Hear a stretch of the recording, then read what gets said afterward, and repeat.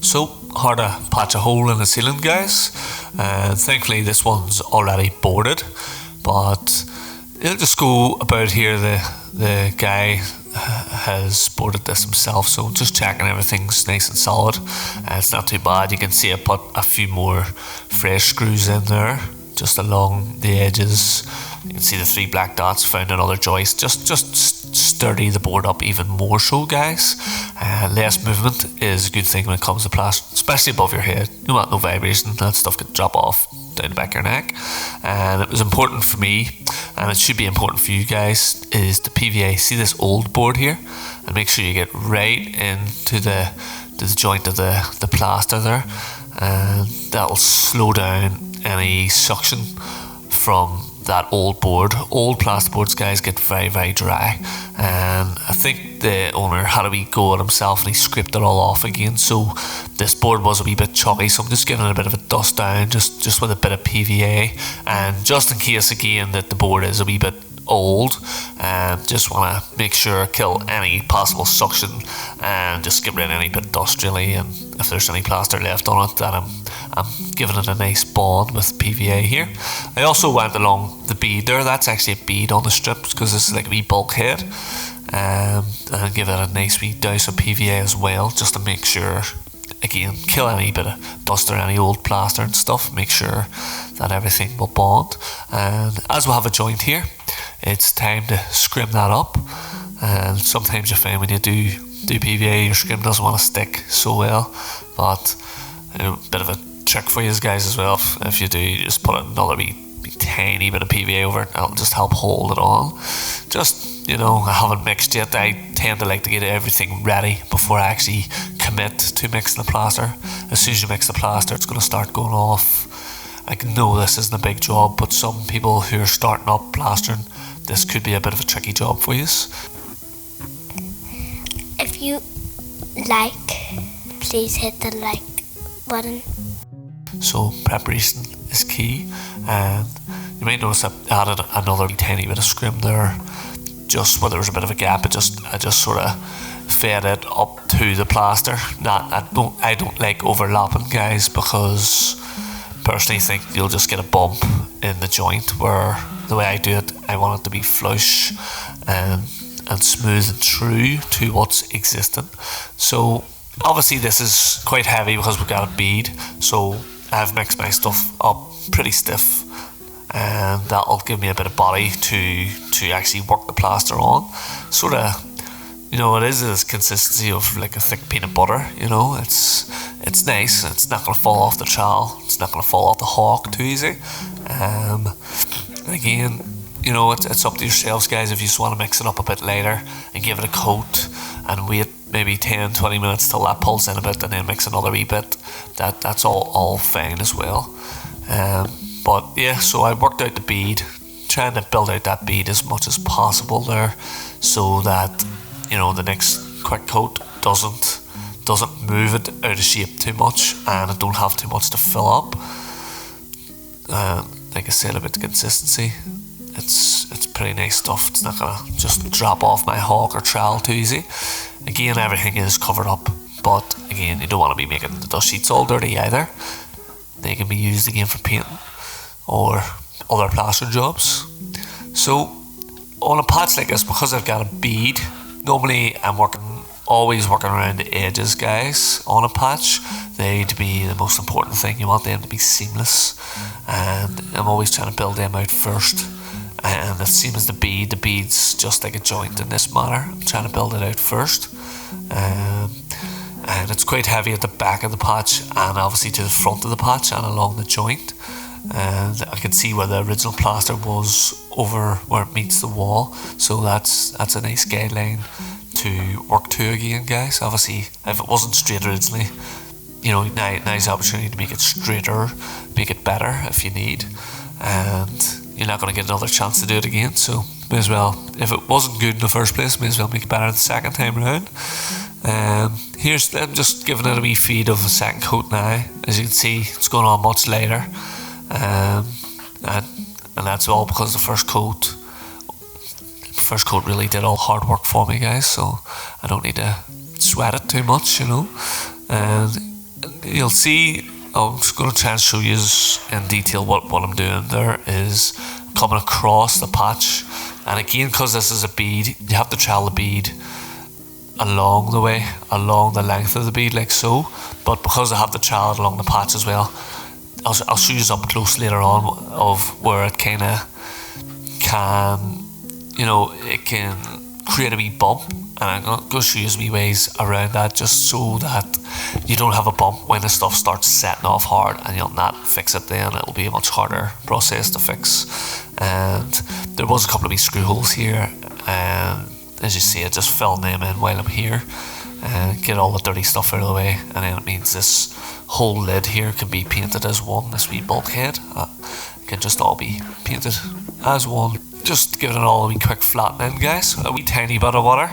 Hopefully it hasn't dried just all that much, and I don't need to wet the actual plaster too much. And this is all just about really trying to really shape it up. Again, like I always recommend to you guys is, from the get-go, from the first coat to the second coat, you're trying to make that thing, where you can nearly walk away and it's finished, so that your next trowel, your next stage is that much easier. That's the whole idea of plastering, is to try and make your life as easy as possible, because plastering, even in these small patches, plastering's hard enough as is, and sometimes you find the patches are harder than just doing a whole wall, as you've got more joints, you've got more obstacles basically to work around.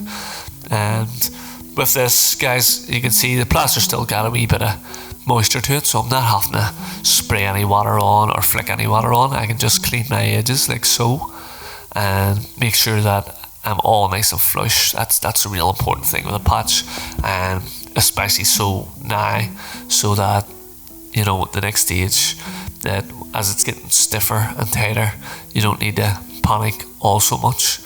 And again, everything's all about these corners, guys, making sure they're all nice and clean. And I have the trowel, like I say, you're pulling off the wall, coming along the bead, but you're going to also want to come along the patch here of the actual joint.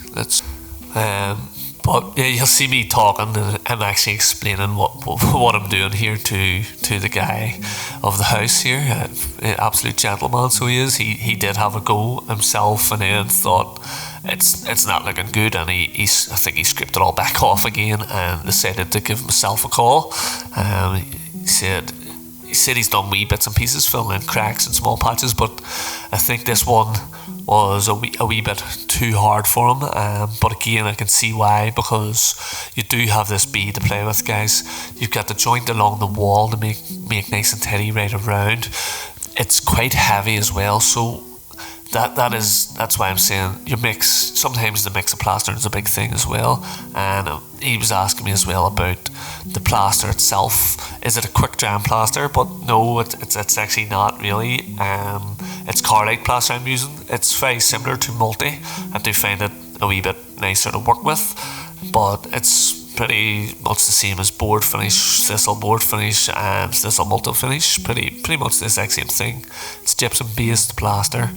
But he, like I said, he was asking me about, I think he's concerned he's maybe going out later, and he doesn't want to have to leave before I'm finished and stuff. So he's just sort of asked if it was a quick drying plaster, but basically the answer is no. Most good plasters aren't quick drying. They will take sort of 2 to 3 hours to actually set off. But again, if you get in, you get started pretty quick and you get going. It is, and you mix it a bit tighter, and you get it all nice and flat, and you give it time to dry. It will actually dry quick enough as well, guys. You could maybe get it done that bit quicker than 2 hours. But for instance, with this one, I did have a slightly older bag of plaster, and I just put a wee tiny bit in, just to help sort of speed it up that wee bit. You can also use, which is more recommended, but you can also use the sachets that make it dry quicker. I just want to show you this joint, guys, how flush I've got it here. Again, you can really concentrate and wash this area here. You're better to do that at the end with a wee cloth or a wee sponge though. But yeah, so I've got this bead to contend with and keep clean. very important. But that's a bit of a close-up of that joint. I'll try and get some more of that later on in the video, where, you know, I'm trying to explain better on what way the plaster wants to gather up. This is really the second wet trowel, guys, as that first trowel came in pretty flat, as you could see again with that close-up shot, how even I have it. And you can always use your trowel or a wee straight edge across it and see where you're at, what you're laying at, you know, what do they call that? The lie detector, guys. It's very, very important. If you have a wee level, you can always put it across that angle, across the joint, and say to yourself, right, I need to put a bit more in, or I need to take some of that off. It's a big bump. I can't have that. So you can see trowel right across the old plaster, actually overlapping the trowel some on it, and making sure I'm getting flush that road. But then, like I say, this is where the guy was having the problems, was because of the speed, I think, as well, is because the stuff can gather up there. And I always keep a wee bit on the bucket, guys, just if I need to add a wee bit in anywhere, I always have a wee bit on the edge of the bucket. And sometimes you do find you get some in that wee corner where the two walls meet the ceiling, and you always want to make sure that's filled. My old boss used to call that spider holes. You keep in the spider holes. He used to shout at the apprentices, you know. I always remember them days on site, and he's going ballistic about spider holes. But yeah, so you don't want to be leaving them in, guys. Wee dark hole in the corner of the job. Nobody wants that, because paint won't fill it, guys. You need plaster to foot. So now you can really see I'm putting a lot more pressure now, guys. This plaster's picking up a lot better, and you can see I'm coming with. I have to go both ways. I have to go three ways on this. I have to go from the wall out, I have to go from the patch back in, and then I have to come across the patch from the window across again to make sure I'm not leaving any lumpy bumpies on it. I will get a wee close up and explain it further, because once you trowel along a bead, you can be moving the plaster and it'll migrate up to that point there. So that's why you have to pull it back the way. Make sure you're not dragging anything and polishing something that needs cut away, really. And as you can see, nothing really comes off, guys. The whole idea is, once you put it on, the whole idea is not to really put it off. But here's the close-up I'm promising you. So that's the area there that it really wants to sort of build up and be horrible, because I'm troweling it back the way and this way. It's like you're moving your plaster to this area. So the best way is trowel it that way, trowel it that way, and then also trowel it from there back. I know I was trying to explain that, but it's hard to explain without getting up close. And both ways, guys. Normally you would just trowel the bead up and down, you wouldn't come across it. So both ways on wee jobs like this will be essential to keeping this patch nice and neat and tidy. And I'm actually on the third trowel now, guys.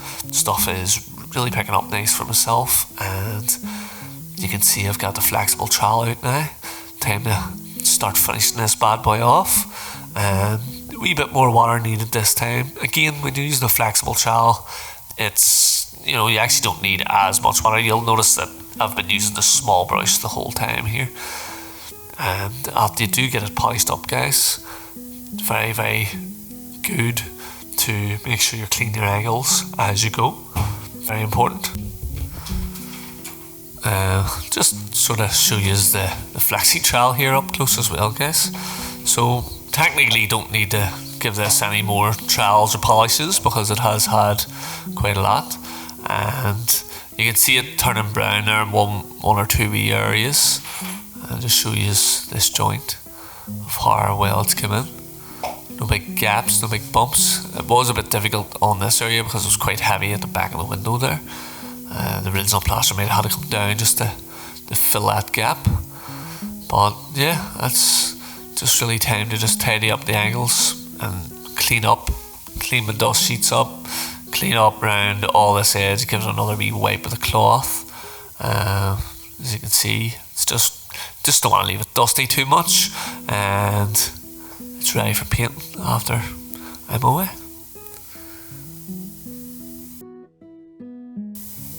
Next, subscribe Daddy's videos.